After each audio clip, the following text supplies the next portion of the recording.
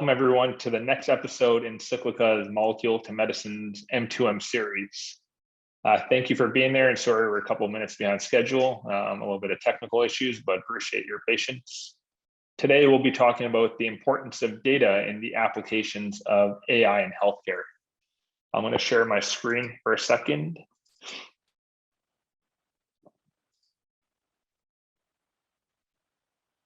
Bear with me 1 minute, please.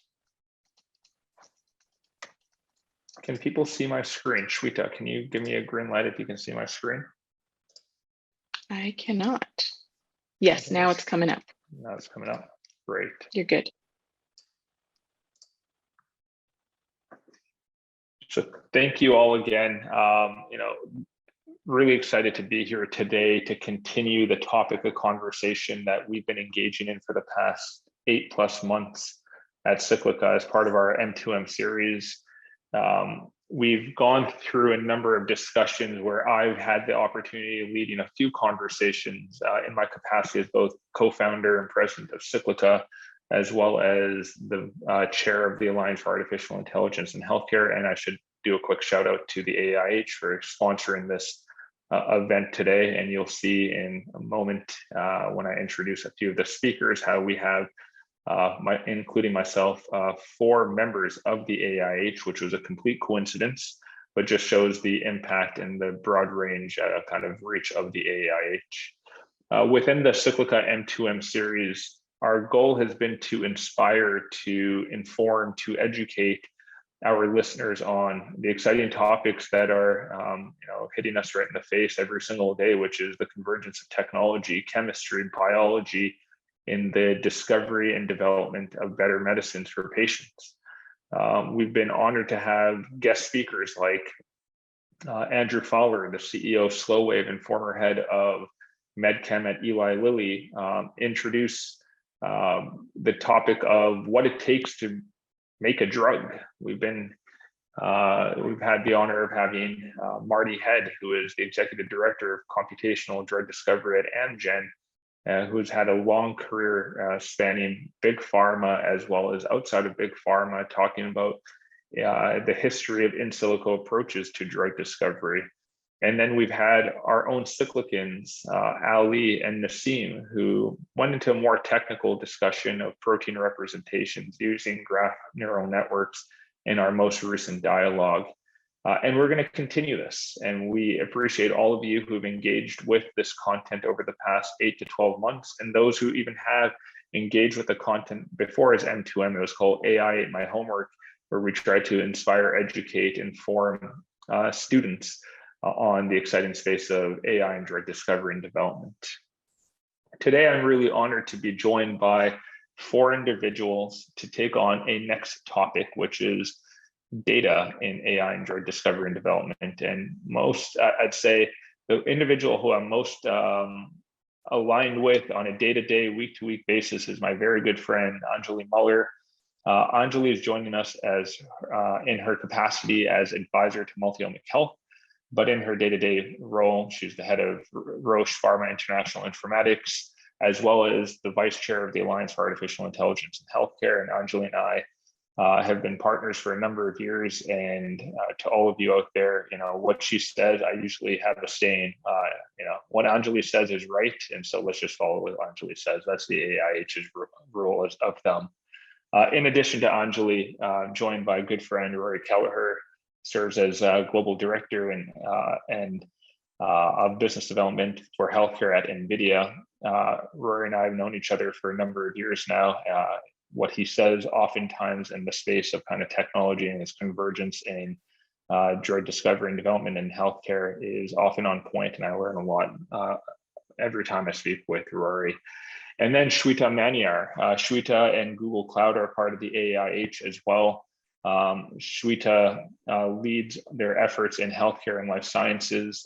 And if you know Google Cloud, they've penetrated the AI drug discovery and development, the healthcare and life sciences space in a really exciting way. Cyclica is a proud, long time and consistent user of Google Cloud infrastructure, and we've benefited greatly from it. Shweta also has perspective, not only from a Google Cloud perspective, but as an entrepreneur and somebody who's seen the space very broad ranging for many decades in her career. So really excited. And Shweta, thank you for joining. And then last but not least, Thomas Clozel, CEO of one of the coolest companies in our space, Owkin, a leader in AI and drug discovery. Thomas has broad ranging perspective in our industry. And you've probably all heard of the federated learning or federated data infrastructure that Owkin has really popularized and continues to push on. And so looking forward to his perspective in today's conversation.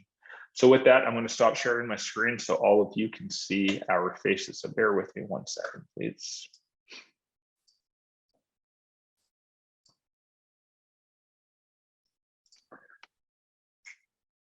Great. Can you all see, Shweta, can you confirm that you can see? You probably want to put it in slideshow mode. Oh, I want to stop sharing my screen. Actually, that's my goal. There we go. I can still see your screen. There you go. Perfect. So thank you all again. So today's conversation is going to be a little bit more, I'd say, far-reaching, bigger picture than some of our more pedantic conversations over the past 6 to 7 episodes. Today we'll be talking about the importance of data and the application of AI in healthcare. This seemingly is becoming an ever important topic in our space. If we look back in 2019, Sarah Tishkoff and her colleagues published a paper titled "The Missing Diversity in Human Genetic Studies," where they stated that the vast majority of studies of genetic associations with disease have been performed in Europeans. This European bias has important implications for risk prediction of diseases across global populations, end quote. This paper was then picked up by the public broadcasting service PBS in the US. And most recently in March 2022, only a couple months ago, an article published in Mind the Gap by Sarah Wordsmith and her colleagues provide some perspective on addressing data diversity challenges in genomics by taking a health economics perspective. While there has been progress in closing the gap, it's still undeniable that genomics data is not diverse. And as a result, the technologies that rely on this data could be biased or not addressing the full scope of patient needs. So we won't solve this problem today, but hoping to engage in a meaningful conversation with 4 leaders in this space. So with that, I want to take a higher level question to kick off this conversation. What is data fairness and why is it important? And what is the difference between data fairness and data quality? And so for that, I'm going to turn it over to Thomas, if you can talk a little bit about data fairness and data quality, and then Shweta, if you want to jump in and provide any perspective.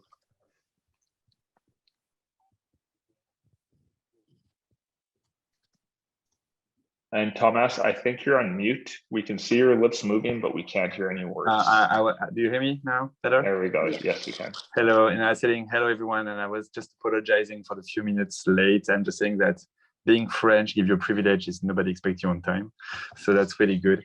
And having to speak about data, so I mean, like for me, like data fairness, the quality, this is like really like important topics that are a semantic ones. The difference between the two terms, it's not always different. You can regroup. Data fairness is really how things can be reused by everyone, which is a huge challenge. How you know that a data set can be reused by different people that don't know about the same nomenclature, and how things can be interoperable, which is the biggest problem today in medicine, is data don't interoperate and you cannot really reuse the same data sets. It's important for training, but also for validation to be sure that everything is reproducible. So I think it's very important. There was the fairness, the fair concept that was published like a few years ago, and that is still really reused. And I think this is really important. But for me, data can be fair, but not being of good quality. And this is really what matters the most. What is a good quality data? And the first question, if you want to wonder what is a good data quality, is what is the purpose? I really believe that if it's like a market pricing, it's kind of easy. It's clinical data from different countries.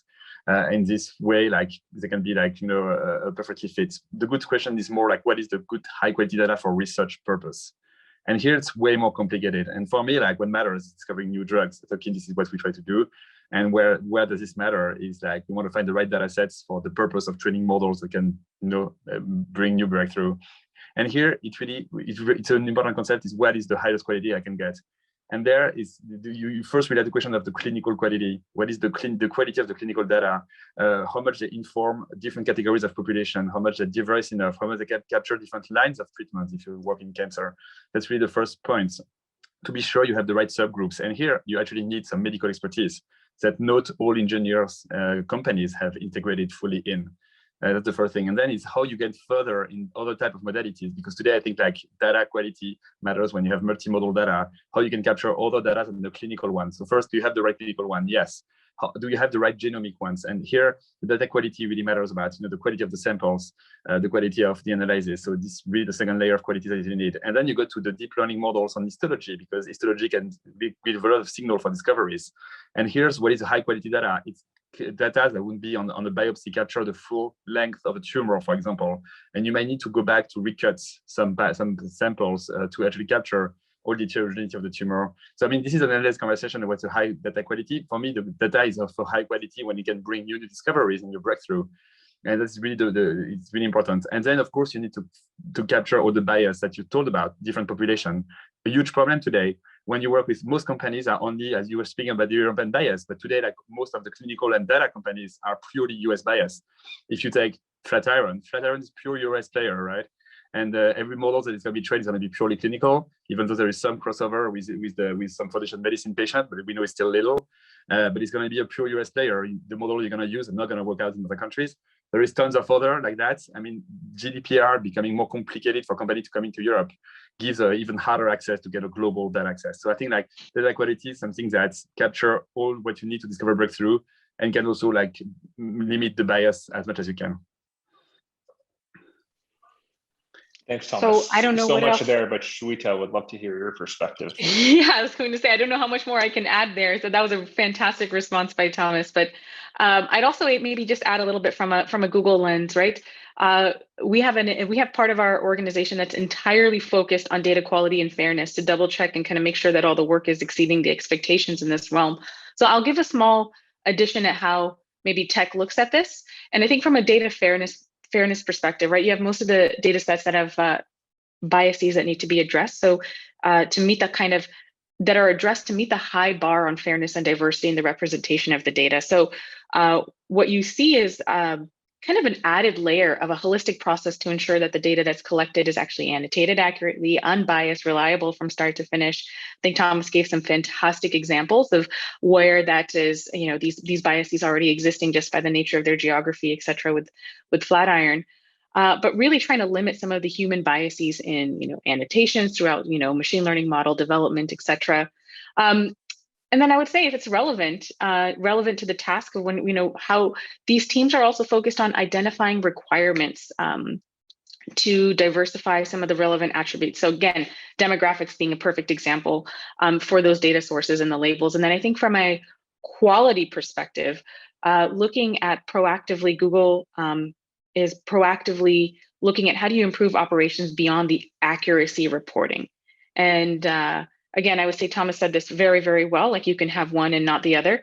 But so really trying to leverage a variety of best practices that happen throughout the organization, throughout Google, to increase the confidence in reported metrics. So an example is looking at stratified sampling methods for label quantities with non-QA based reliability metrics that can be used to provide real-time metrics for all of its labels. So there's a lot of efforts that are happening on the from a Google perspective. But I think we've sufficiently answered this question. Before moving on, I want to, Thomas, Shweta, feel free to jump in on this, or Rory, Angeli. Thomas, you listed out a number of priorities or considerations in terms of data quality and fairness. There's a lot of activity going on by academia, innovative biotech companies, multinational pharma companies, technology companies to address and tackle some of these issues. If you were to list the highest priority thing, the one thing that we should all be focused on in our day-to-day efforts regarding data, what would it be? Or one or two top things on your mind, both you and Shweta, if you want to tackle that. Yeah, I mean, I think it's a really good question. I think for me, like the hardest thing on data interoperability is the taxonomy of diseases, right? So, I mean, people pretty much agree on the gene names, for example. People, how you identify a histology or CT scan is quite easy. The problem is how you actually be sure to identify all the diseases at the same stage, because the classification change a lot. In oncology, things are going towards more genetic definition of some cancer. And I think just to be able to keep up with all the same identifier and all the new classification by WHO or others is really, really what matter. So for me, I would say the priority would be to create on the fairness and the interoperability would really be on the clinical data, on the disease taxonomy, to be sure that there is something like consistent. So we are sure we speak about the same subgroups of patients and the different ones. I think it's probably the hardest one is also the ones that include different languages and stuff like that. So I would really choose disease taxonomy as something as the highest priority among all the things to make to harmonize in terms of labeling and identifiers. I would agree with that. I would actually also just add that when you're talking about disease taxonomy, there's also the structured and unstructured data that you're pulling in. And so just, in order to be very successful around qualifying and quantifying the disease taxonomy, really working towards creating solutions that are taking in structured and unstructured information so that you can have that reliable form. Yeah. Excellent. Thanks for expanding on your original question, original answers to my question. I want to change to Rory and Angeli to tackle the next question. And I think it's suitable given the terms that both Shweta and Thomas used, which was on data fairness. I love that term because it could be defined in multiple different ways. There's fair being how we think about fair, but there's also the acronym of findable, accessible, interpretable, reusable. So let's talk about data fairness. Has it, or how is it, how has the introduction of this principle affected the industry? And if you can go into some concrete examples of how it has impacted your day-to-day lives or the things that you're seeing both in your roles at Nvidia, Multiomic Health, Roche, etc. Yeah, maybe I'll start off, but I am really interested to hear Angeli's perspective on this because I think she lives it day to day. But when I think about like fair data policies, I think first off, every technology and business leader is thinking about their digital transformation. And obviously companies are in different stages of their digital journey, if you will. But from my view, these fair data principles, as you just kind of walk through, Naheed, they're table stakes to any digital transformation initiative. And so I think it's an absolute necessity for the industry to move in this direction of digital and data fairness to take advantage of things like artificial intelligence and advanced analytics. So I think it's absolute necessity, because having this playbook or this common language on how to become a data-driven organization is just so valuable, especially for an organization that's not a quote unquote digital native and might not have these data best practices as part of their culture or their DNA from the start. And so, as you mentioned, what have I kind of taken away from the day-to-day life here at Nvidia? I guess we often get asked, like, how have you seen other companies be successful with artificial intelligence? And I think we're in somewhat of a unique position in that Nvidia is probably one of the few companies in the world that works with every AI company in the world, including those who have just started their AI journey. And so really, step one to any successful AI program is having a sound data strategy, which includes all of those fair data principles. How is your data generated? How is it captured? How is it indexed? How can it be made available as an asset for your teams to use? And to Thomas's point, how can you prove that you can reproduce the results that you've shown from this data in the first place? And so I think it's crucially important, because in this world of artificial intelligence, data is your source code. And so these AI skills are only as good as the data that they're trained on. And so I think for the industry as a whole, those that subscribe to these fair data principles and those that invest in both the talent and the computing infrastructure to make use of that data really have put themselves in a great position to enable their organization, not just to go through digital transformation, but really take advantage of data science and AI technologies that are going to be transformational for their business. So, Angeli, like I said, you live this day to day. I would love to get your perspective. It's very kind, Rory. And I did warn Rory in advance that I would be quite tactical, sorry, on this, because I really am working with the teams every day on this. And I would say, as Rory pointed out, just last week, I asked both Rory and Shweta how they're seeing this, because the advantage of working in alliance environments where you can work with big tech companies and pharma companies and smaller biotech companies is you can get a better sense of how are we moving as a healthcare industry to overall provide a better service of care to patients that so desperately need it. So really tactically, as I said, on the FAIR data principles, I think the fact that everyone knows them pretty much in our space at every company, and that we've made a lot of progress, particularly on what's arguably the easiest on the findable piece, has really helped. If I look at a lot of, to what Rory said on digital transformation. So I've worked at two big pharma companies, both of them are over 100 years old. So when we started off with the transformations at both of those companies, it was, imagine if we knew everything we know. So imagine if all the different departments in our company all actually knew what was happening in all the different parts of our company. And so the findable was really the first step there, and having that consistent use of metadata. I think on accessibility and reusability, this is where we've had to really think, what do we mean with data privacy? So it's not even a technical question. It's when you're writing your informed consent, when you are starting to go out and contract a data set from a biobank, as Thomas referred to, how are you already thinking ahead about the reusability of that data? And you have to think differently about disease spaces. You can't start to say it's just this disease I'm going to be focused in. Maybe you want to do a big meta-analysis across a particular phenotype. Maybe you want to look at a cluster of rare diseases together. So I think it's about having a different conversation with biobanks, with data owners, about how do we start to bring more benefits to patients outside of a very narrowly defined disease area. And then I think just, again, very tactically, because it's what I've been thinking a lot about with the team at Roche recently, is how do we start to make data interoperable around different storage environments?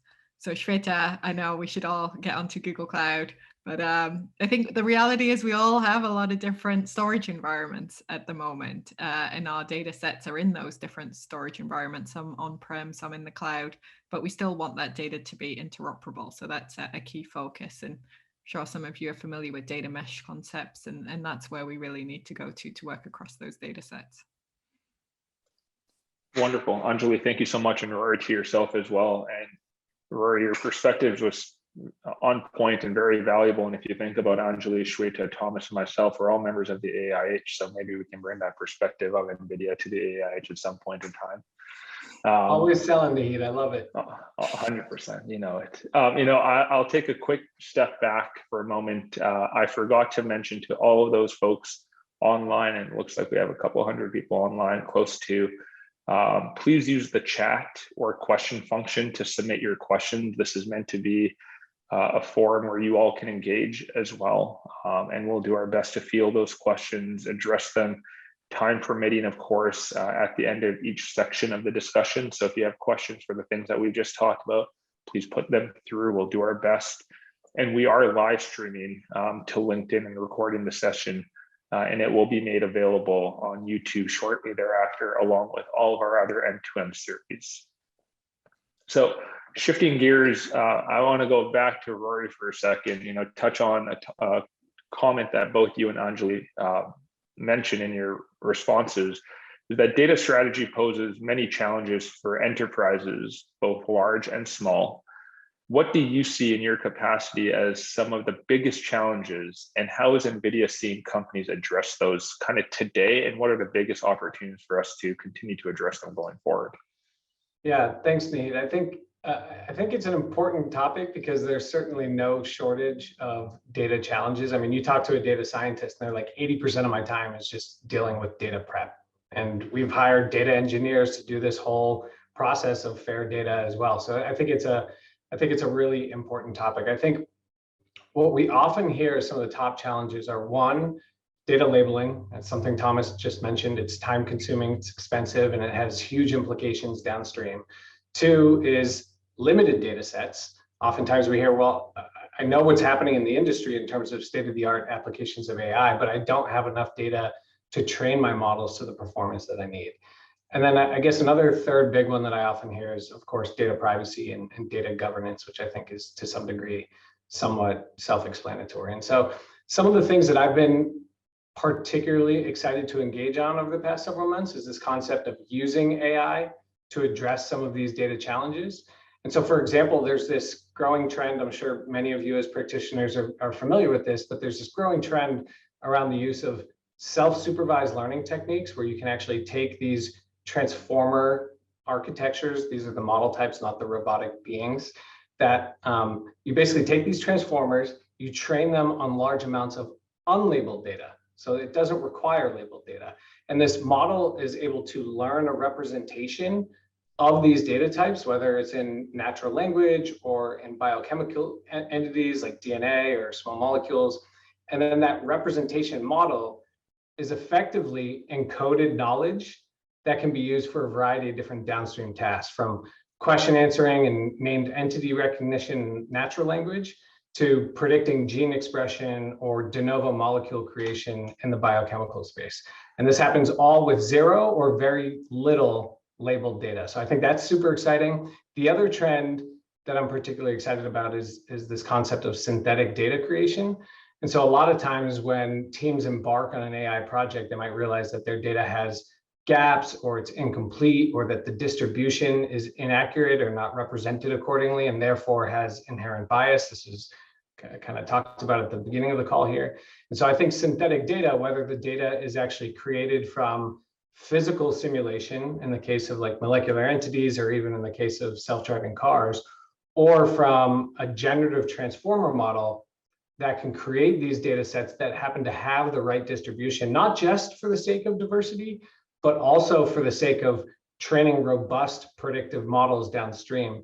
So I think this is a super exciting space, and really there's an added benefit in this synthetic data creation that can be, it's a valid substitute for real life data that's subject to data privacy or governance requirements. And we've seen some of this work take place in the clinical space where synthetic data created in a generative manner from actual clinical data is just as good, if not better, at training models for downstream predictive tasks in the clinical domain. So I think it's just amazing progress in these two areas that I'm really, really excited about, and I hope are going to be a meaningful tool for organizations everywhere trying to address these data challenges.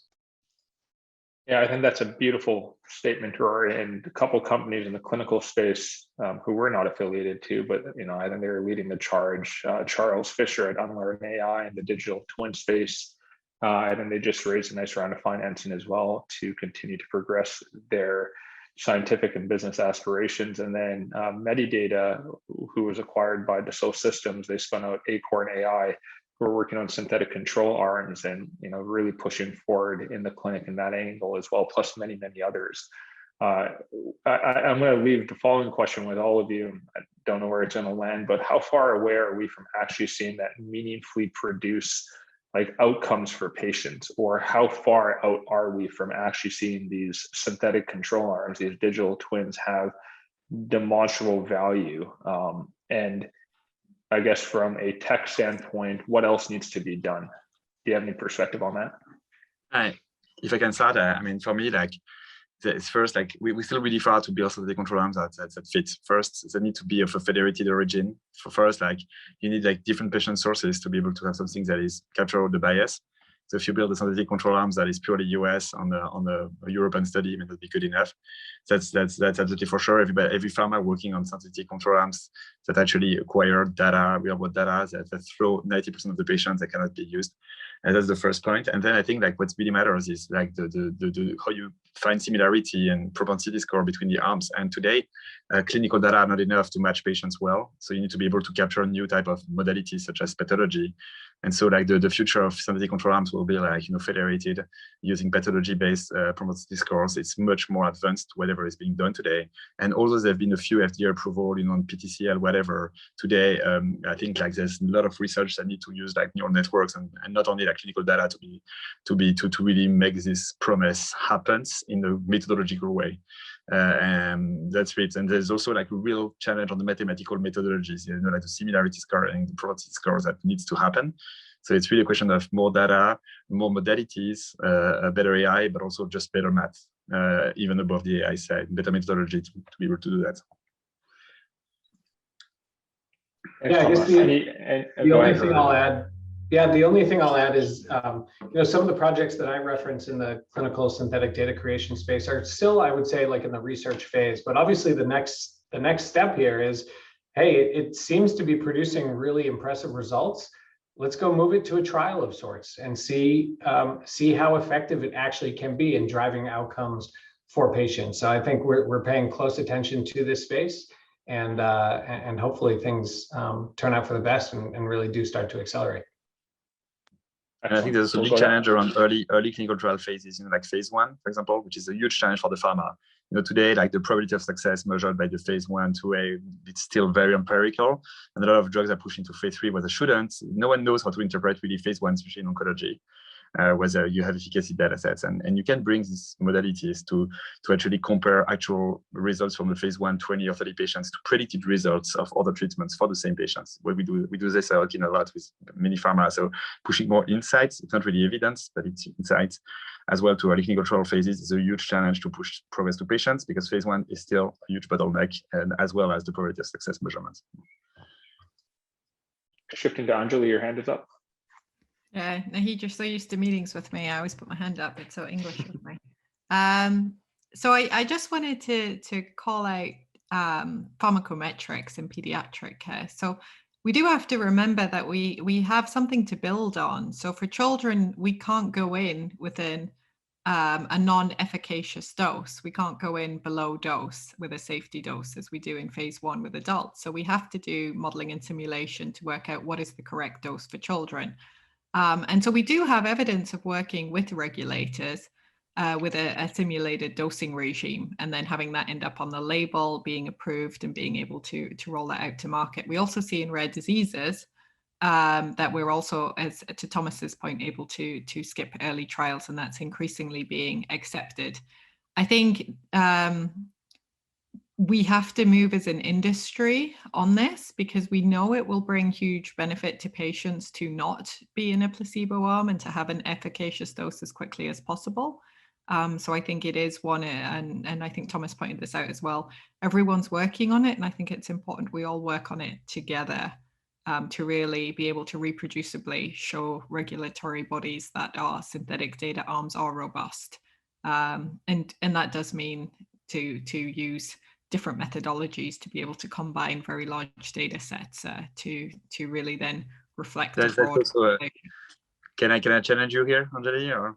Yeah, absolutely. So I think that also means like pharma being more, open to collaborate on negative trials and things like that. I mean, through federated learning. So do you see any progress there as well? You see a lot of things like open collaboration and open innovation is a word we hear, everybody hear a lot. And some pharmas need to be ready. We have this Melody project with 10 pharma working together with federated learning. But do you think pharma are going to be more open to share, negative trials, control arm? I mean, pharma is always really willing to share control arms. Whenever I go to treated arms as well, it's a bit harder. And do you think there is progress there? Or because I think as you say, working all together will also. What's the future of that?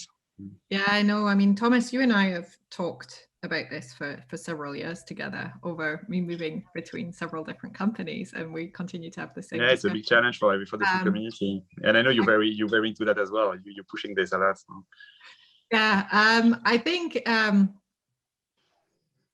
I think that I have certainly been really pleased to see initiatives, for instance, like the Cure ALS work, which is going on at Roche at the moment. And so that is an open data initiative to really be able to have hackathons and investigations into rare disease. And I see a lot of movement in rare disease. And, Thomas, I've put a lot of my own focus years there because that's where there was movement.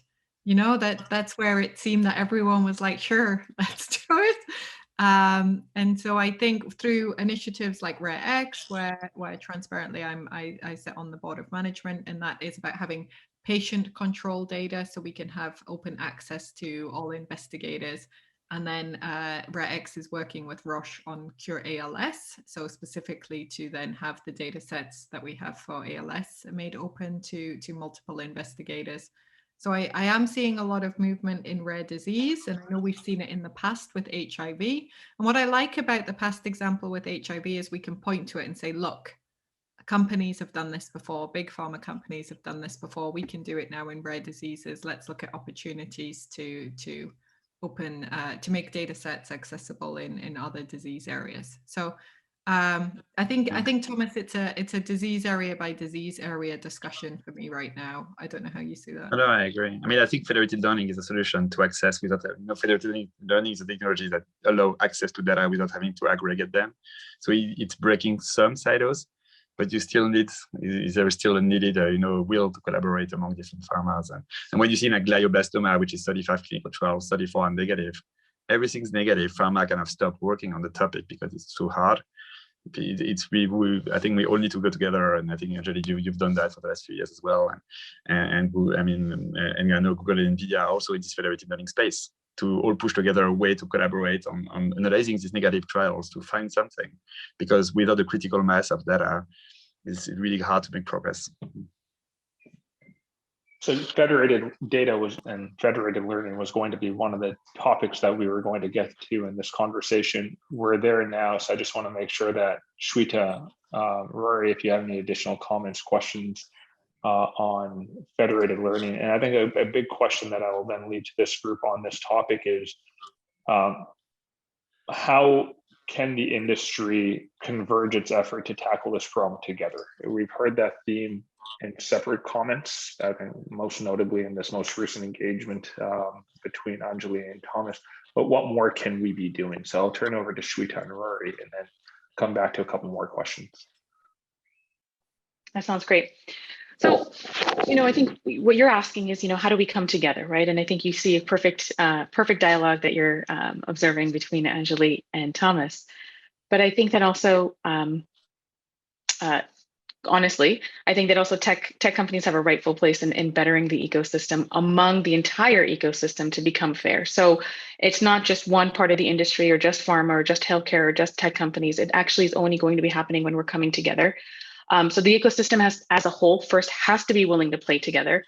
I think those of us who are here on the panel and those who are sitting in the audience as well, in the virtual audience, I think they already agree with this concept, because we wouldn't be here chatting about this today if we didn't already have that as kind of an underlying foundation of the way that we're thinking. But I do think that technology can play kind of a unifying factor to bring the ecosystem together. I think healthcare institutions have to likely think very creatively on how we create or how they create new partnership models. I think of the healthcare industry, and I'm using that as a very broad term. It's a jungle of like 1,000 blooming flowers, right? New technology, big pharma, startups, all of this under the shadow of these old kind of tangled trees. So if you think about that, right? Antiquated systems, overcrowded systems, underpaid staff, just kind of very antiquated ways of getting research done all the way through patient care. So how do you combine all of this to ultimately get consistent care to patients? I think that's why we're all doing the different jobs and different work for the different organizations. So how do you keep moving the mindset from after the fact and intervention to more prevention and interconnected products, services, data sharing to support some of those patient journeys? So I think that there's going to be 3 ways that we're going to be successful to have this paradigm shift. I think one is sick care, right? Like I said, how do we move to more kind of the supporting prevention? So sick care only concentrates on treating the illness. I think that if we focus on preventing, so you're talking about well care and not sick care. I think the second point I would say is assume that you can deliver consistent solutions. Are they actually available to everybody? So this is now, can well care be considered or enable equitable access? That is very, very important to the key, or kind of the key to all of this. Can well care enable equitable access, be human-centered for things that are, including things like the social determinants of health? So despite your geography, ethnicity, gender, wealth, So we need to go further to continue to make healthcare more equitable. And I'd say let's talk about the elephant in the room, right? We just have lived through, and hopefully I can say this in past tense sooner than later, one of the biggest healthcare crises in modern history, the COVID-19 pandemic. And so while I'm in awe at how everything, the vaccines, the speed at which vaccines were developed and brought to market, and it also highlighted a lot of the inequities in access. Certain communities were more affected by others, certain ones got more sick than others. And so I would say health equity is going to be the second one. And lastly, assuming that you've got these interventions that are available and you're focused on well care, you've got access. Are we equipped with the right information? So I think that we're going to have to talk not just at an ecosystem level, but also at the individual level. What if individuals don't have the necessary understanding to make decisions or take charge of their own health data? And so I think the last one is you want to make sure that you have empowered patients or empowered individuals. So to see this paradigm shift, I really believe that we're going to have to see well care, not sick care. We're going to have to see access and access and equipping individuals with the right information. But I want to point out again, if we don't actually solve for the equitable care and the access, it doesn't matter how great technologies are. It doesn't matter how great the breakthroughs that my colleagues on this panel are coming with. That is going to be the key to unlock this paradigm shift, I believe. Excellent. I want to double click on that, Rory, unless there's anything you want to jump in on. No, I was just going to comment on a few things. First of all, that's a very well thought through response, Shweta, and your healthcare background is clearly showing through. So I think there's a lot of things there that I agree with. Especially the fact that, of course, big tech, I think, does have a role to play here. I also want to kind of circle back on something that Thomas mentioned earlier. And there's obviously an excellent opportunity for these consortiums and biobanks to play a vital role here. Melody is a fantastic example of that. My hope is that we see many, many more, not just for small molecules, but perhaps for many different data modalities.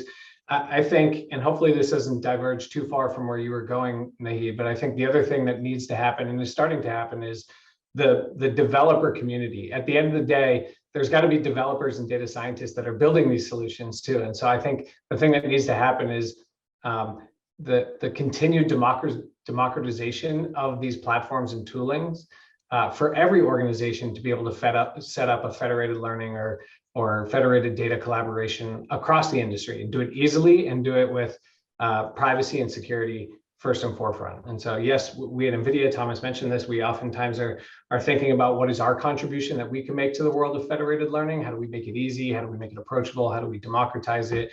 And so we have certainly done some work in that space. And I hope this trend continues, that these federated data and federated learning collaborations, they're just so important to be able to broaden the distribution of data that these models learn on so that they're robust and so that they're fair and so that they're useful for all and actually driving outcomes for patients at the end of the day. So I'm sorry to jump in there, Naheed. I'll pass it back to you. No, I think it's evolving in all the right directions. I want to come back to a term that Shweta used. I think I stopped counting at like 12 times, which was equity. I want to ask a little bit of a controversial question. We talked about, at least what I heard in that response was the importance of. There's a lot of emphasis on the importance of. I want to talk a little bit about the how. Rory touched on the developer community. Let's double click on the how. How are big tech companies tackling the idea of equitable data generation and data use in the context of the healthcare industry? And Shweta, Rory, feel free. But then also I want to come back to how are big pharma companies approaching the issue of equity and diversity? Again, we've talked about the importance of it, but let's go into a little bit more detail tactically on how we're doing it and what more we need to be doing together as a community. So maybe I can tackle the first one around the tech company, then Angeli, I'll pass to you to respond on from the pharma perspective. I'd say that coming from, and I can say this very, I think candidly, coming from the healthcare and life science industry prior to coming to tech, I believe that technologists historically have seen themselves as the solutions and not the contributors to the solution. So I think tech has now been humbled and appreciates the complexities of this and how we work together. So I think that we've already kind of gone through that evolution and now starting to be much, right? Nobody wants to be disrupted per se, right? How do we work together? And so I would say, specifically coming, from our organization at Google, we've got the expertise, right, in AI and data storage to drive all of these kind of industry push and predictive analytics and precision medicine and interoperability.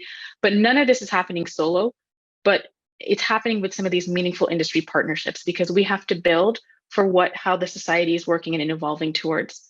So we're leveraging our expertise to focus on, in the data and data storage and analytics, focusing on interoperability, as Angeli had highlighted, which enables that longer and holistic view. So beyond regulatory and compliance, interoperability of a data mesh can really achieve some of the broader goals, and I think care coordination, value-based care, and health equity.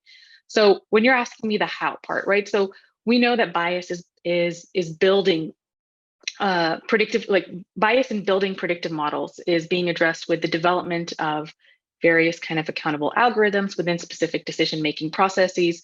And that can be traced back to within the predictive analytical model. So in the context of the question of how in the industry, an example of just one part that we all, one part of the healthcare industry that we all can appreciate and know individually, doctors are under the pressure of combining clinical and personal care with data capture. A traditional doctor and patient relationships, they are completely impacted with the doctor needing to ensure that they capture information digitally from patients as much as possible. And that can result in maybe somewhat like mixed or on the spot kind of personal care. And the human touch with machines and data entry are going to have to evolve. And so the way we're looking at it from a Google perspective is we have a responsibility, and we are continuing to develop these solutions on equitable data generation and use. But I'd love to maybe pass it to Angeli to maybe talk a little bit about from a big pharma perspective, because I know that was the second part of your question. Yeah, that would be great. And I'd love to do that. I did want to throw in one thing, which is not answering the question before I do answer the question, which is on, I think it was a very early comment from Thomas about knowing the scientific questions that you're trying to address. And for instance, as Naheed said in the introduction, I'm representing Multi-Omic Health right now. And so that is a startup company that I sit on the scientific advisory board for. And we're really focused on chronic kidney disease there. And in particular, the complications, the vascular complications mediated by insulin resistance.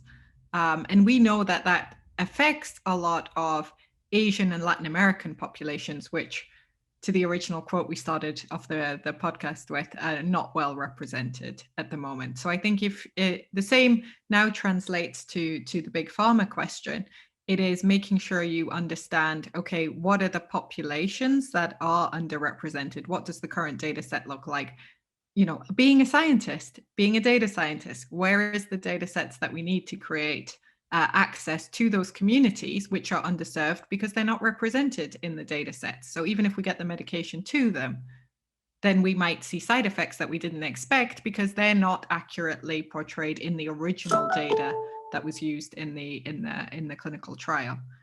And so I wanted to go a little bit specifically onto what is Roche doing now, switching up hats.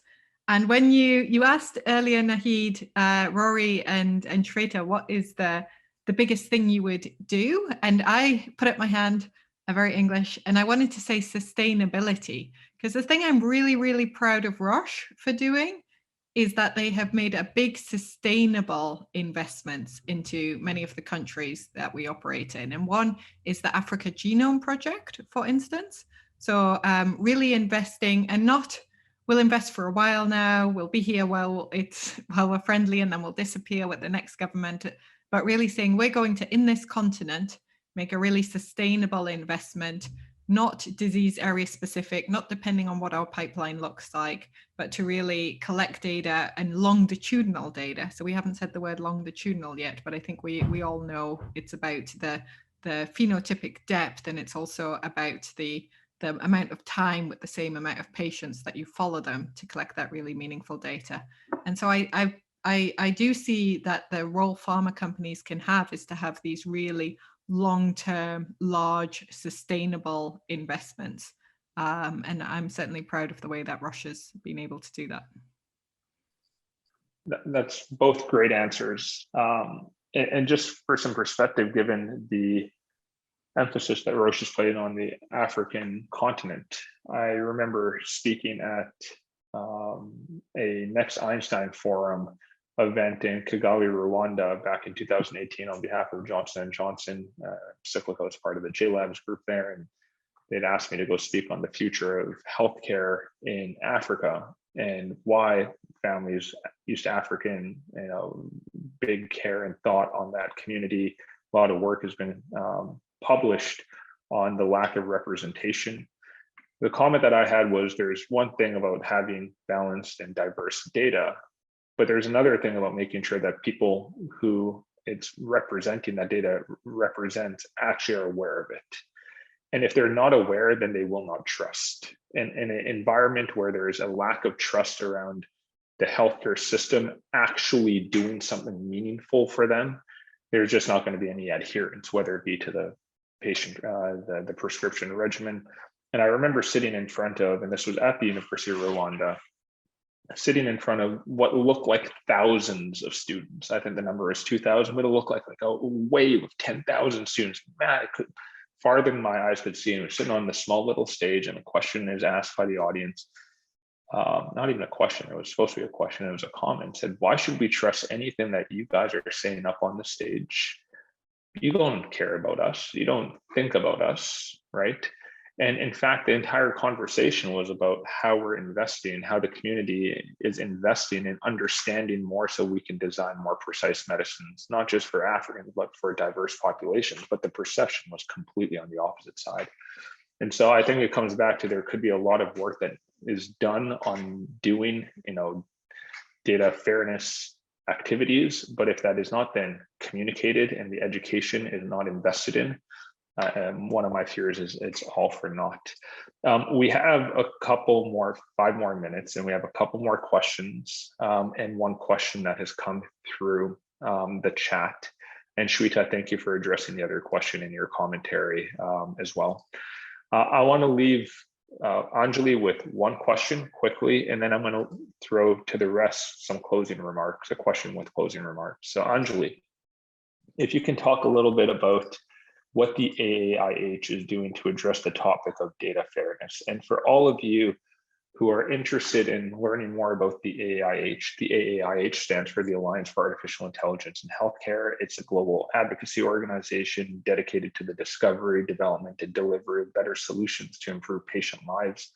While it is a US-based organization, I'm in Canada, Angeli's in Berlin, we are a global organization. And you can learn more about the AAIH at theaaih.com. And again, I want to thank them for sponsoring today's event. So Angeli, I want to come back to you. How is the AAIH addressing this topic of data fairness? Yeah, thank you so much, Naheed. And so what we have is a data working group, and this working group then sets very specific KPI-bound objectives, which is critical for us because we're 40 plus members. You see a lot of us on this panel, very different types of companies working together. And right now, concretely, as examples of things we're working on. So I see there's a comment in the chat about the Cure ALS work. That was something that was done in collaboration with the AAIH. Also the work that you heard from Thomas alluding to. So how can we really start to work together to be able to work with data sets that are stored in separate locations, but where we can get a greater value of the data by being able to work across them. So right now we're looking at the F in fair, because that should theoretically be the lowest hanging fruit, but with real world data, as we all know, that's not the case. Many of us are chasing the same biobanks, so we're trying to get a better understanding of the richness and the location of real world data sets that would benefit the entire industry. Thanks, Angeli. And I agree with all of that, and happy to field any questions or comments if you're interested at on the AAIH.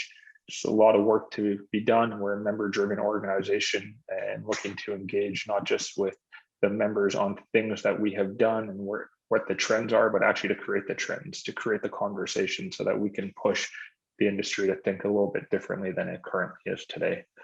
So I'm going to leave all of you with a little bit of a curveball question.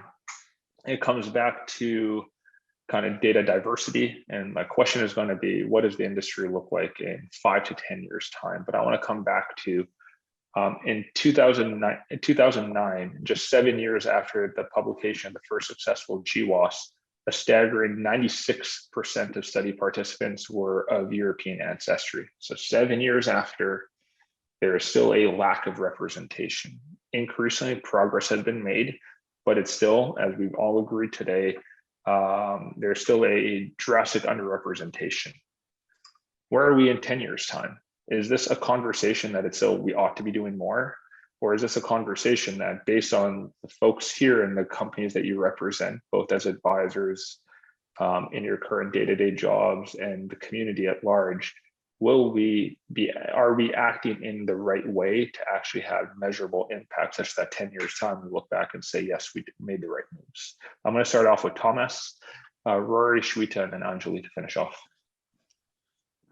I don't think we are, and I think we still be talking about this in 10 years. We're certainly making progress, but I think like the way things are still very siloed, and people are still very still like based on one continent. People still see DEI as something quite vertical, doing on the pathology, on the US, on the whatever. I think like the vision of what AI should be in the future, which is something way more global, trained on multiple countries, on multiple data modalities, connecting to the, it's business-wise, it's harder, but it's the future, and I think like it's quite a big step to take. So I think there will be progresses, but we'll still be having this discussion in 10 years, quite for sure. Yeah, I would agree with Thomas there. I think we're at a really interesting time in both healthcare and biology and technology, in the sense that we've now got the tools to do things that we as a human race have never really been able to do before. And so I think it's a really interesting time. But it takes time to kind of move progress forward. And so my hope is that in 10 years, we're in a much better, more equitable, more diverse situation than we are today. I don't know if I've got, the silver bullet on how to go change that outside of having conversations like this and putting it forth to make sure that it's right at the front of people's minds. So that's my hope. Shweta? I don't know what else I can add with the 1 minute that we have left, but I will put in my one more plug, right? That the ecosystem needs to work together in order to make the progress that both Thomas and Rory have already kind of articulated very, very well. So I am looking forward to working with all of you and thank you to the AAIH for having us. Thank you. And just to round off, Naheed, as always, you've just got me really thinking. I think it's this point about education. So I do think 10 years out, we'll have done a good job at collecting data sets that really represent the global population. But I think unless we've really got leaders of the healthcare industry sitting around the world and not leaders who are far remote from the people that need their support and care, then I think that we might not see the impact that those data sets can have. So I know that we're at Roche again very committed to having a diverse leadership team. I think you've actually got me thinking about what more we could do around the data education in the wider ecosystem. So I think that's been a very valuable reminder for me, thanks to this hour we spent together. Excellent. And to finish off, I know we're at 12:01 p.m. Eastern time, and I'm sure all of you have meetings to get back to. I would come back to my last comment is empathy and care. I think that has to pervade everything that we do, every decision that we make, because if we don't care about these issues, we won't actually focus on solving them. And if I look at this group today, Angeli, non-Caucasian, Shweta, non-Caucasian, myself, non-Caucasian, gender diversity, ethnic diversity, I look at the AIH and you look at our leadership team, it's representative of the things that we're trying to push towards. But I do agree in 10 years time, we'll probably still be having this conversation. I think the biggest thing that we need to adjust for is how do we get more people to care that this is something that we need to solve for? And then once we do that, education, continued development, and then continued application. So with all of that, thank you to everybody who's joined us, and to Rory, Angeli, Shweta, Thomas. Your time is valuable. Your insights are even more valuable. So thank you for sharing them with us today. And looking forward to the next session on our ever-evolving M2M series, which is all about educating the community on what's important to bring a molecule and turn it into an effective medicine. So thank you. Have a good one.